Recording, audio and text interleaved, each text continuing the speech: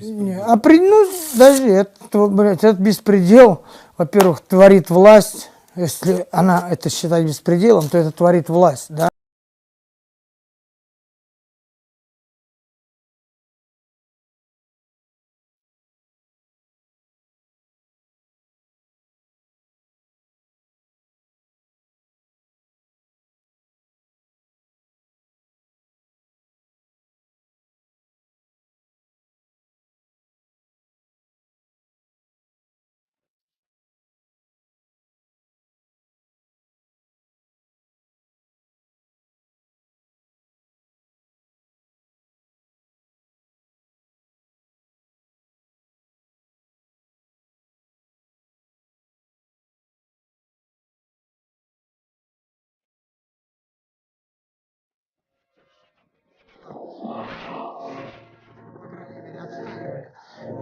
Но когда стали теракты и убивать стали простых людей в России, самолеты, дома, вот здесь мне уже непонятно.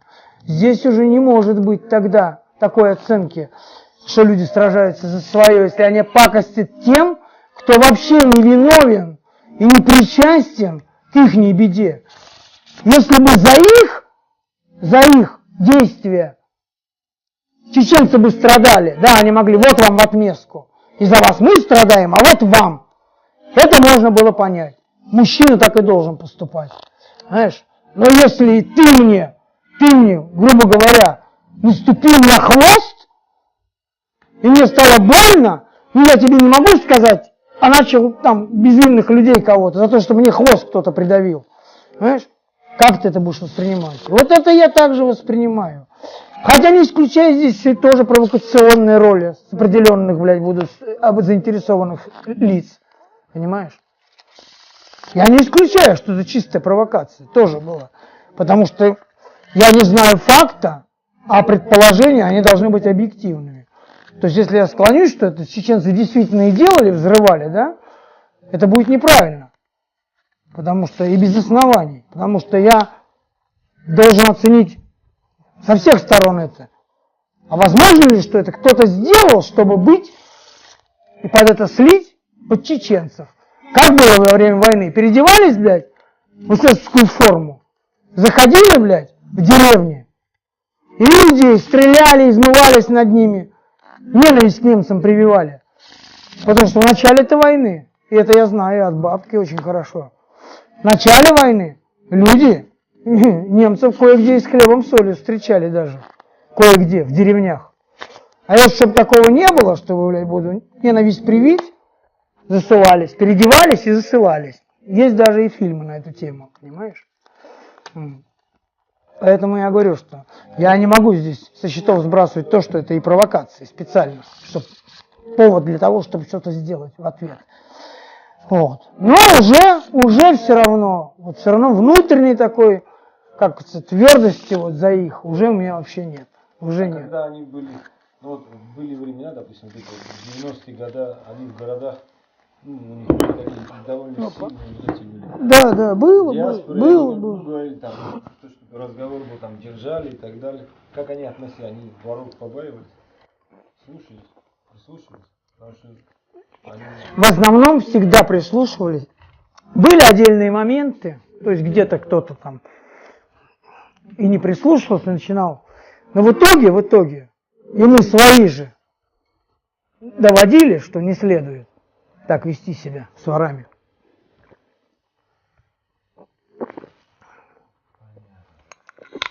Хотя между собой они, я говорю, да, как бы вот собрались они, да, нам наплевать на воров, на всех, мы там туда-сюда.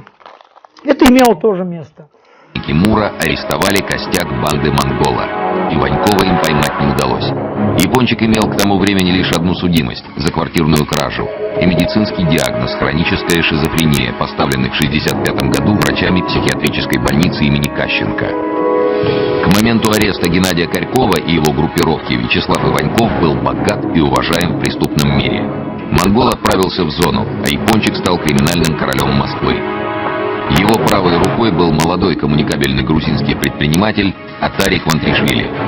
Дружеские отношения они сохранят на долгие годы. Но в 1994 году Атари будет убит. Другое дело, что он кого-то не устроил или не устраивал, и, может быть, он уже прогрессировал в каком-то своем росте, может быть, уже интересовался политикой, стал неугоден, поэтому и был уничтожен. Я не хочу называть фамилии, хотя я представляю, кто это сделал. В 1973 году в Муре заводят специальное агентурное дело по оперативному наблюдению за группировкой Япончика. Иваньков проходит под псевдонимом «Наглец». Его знает уже вся Москва. На входе в любимый им ресторан «Русь» оркестр играет «Славься». Именно здесь происходит событие, изменившее всю дальнейшую жизнь Япончика. В марте 1974 года Иваньков с друзьями ужинает в ресторане. За соседним столиком сидит грузинский вор в законе Гогот Белиский. Неожиданно он встает, подходит к девушке, которая танцует с Иваньковым, и словно шпильку втыкает ей в прическу 100-рублевую купюру. Начинается драка, затем стрельба. У Япончика оружия нет, и доподлинно известно, что сам он в Гогут Белиского не стрелял. Но Иванькова все же арестовывают. Он впервые оказывается в Бутырке. В тюрьме он пробудет полгода и 18 ноября 1974 выйдет на свободу, но совсем в другом качестве. В 34 года Вячеслав Иваньков станет самым молодым и самым знаменитым вором в законе, белой костью преступного мира. Коронация произойдет именно в Бутырской тюрьме. Вор в законе, или человек, который исповедует эти законы, который пытается жить по этим законам, он не имел права иметь семью, он не имел права работать, он не имел права иметь постоянное место жительства, он не имел права иметь какую-то собственность. Ну а то, что не имел права контактировать с правоохранительными органами, не имел права встречаться, будем так говорить, с представителями власти, с органами власти, это само собой разумеется. Институт воров в законе мог родиться только в системе советских тюрем. Но сейчас, как и раньше, тюрьмы делятся на розовые, красные и черные. В черных зонах правят воры и авторитеты, в красных – администрация. В розовых процветает стукачество, и тюремным начальникам очень выгодно таким образом держать под контролем свой контингент убийц, воров и насильников.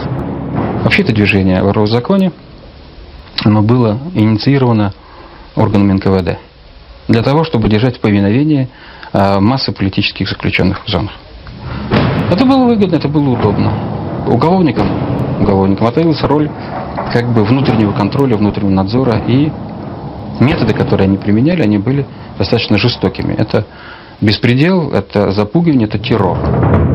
После принятия воровской клятвы Иваньков разводится с женой, представительницей знатной ассирийской семьи. Но отношения с ней и двумя сыновьями поддерживать продолжает. Вознесение на вершину криминальной иерархии делает Иванькова неприкасаемым. По воровским законам ему нельзя нанести оскорбление и тем более убить. С 1974 года Япончик контролирует денежный общак, воровскую казну, куда отчисляют деньги все подконтрольные ему группировки. В это же время МВД и КГБ пытаются провести вербовку среди лидеров преступного мира, надеясь привлечь их в свою оперативную агентуру.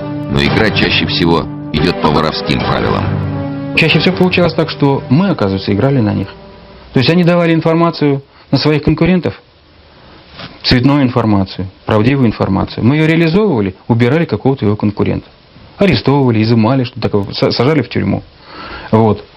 Происходил, другой авторитет давал другому оперативному подразделению аналогичную информацию или подобную информацию против его конкурентов. И происходило так, что они воевали между собой нашими руками.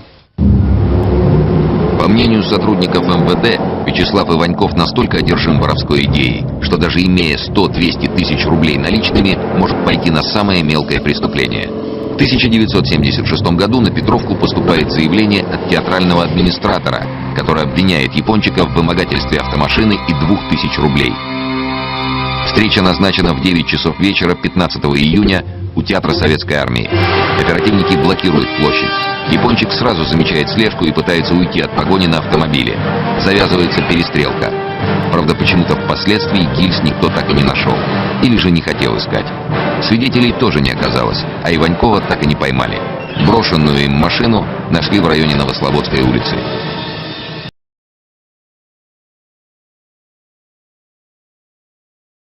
Куда делся, который стрелял? Свой пистолет выбросил в речку. Как выходишь от нас? В речку, а? Да, в Грузии, что ли? В Грузии, да. Как выходишь, сразу выбросил. Остановил машину. Его пистолет тоже забрал. А сейчас что за пистолет у тебя нашли? Какой пистолет? Чей пистолет был? Какой пистолет? У меня для ногти нету, чтобы постричь ногти, видишь? Это как ногти То есть состригли. сейчас у тебя пистолет с собой не был? Не было, ради бога, не было, ты же знаешь. Вот так. И так. А какой у тебя статус в криминальном мире? Я? Да. Статус что это? Ну, кто ты? Вор в законе или просто Вор не в имеешь? законе Вор в я. законе. А кличка у тебя какая? Ну, кличка.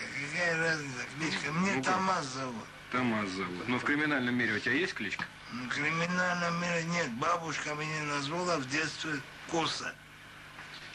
То есть так тебя и сейчас. Бабка дала мне эту погонялу.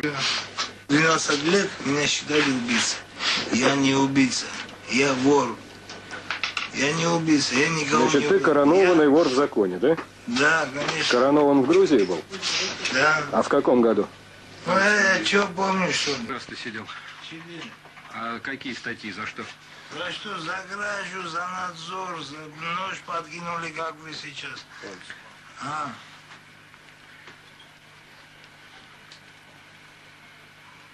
И за все такое. А в Москве сколько времени находишься? 6 дней. 6 дней. Шестой. А откуда приехал в Москву? С Курска. В Курске ты все эти 10 лет постоянно проживал. Да ты что, какой постоянно? Ты только приехал в Курск. По всей стране мотался. Да, на Сахалине бил. В Иркутске бил.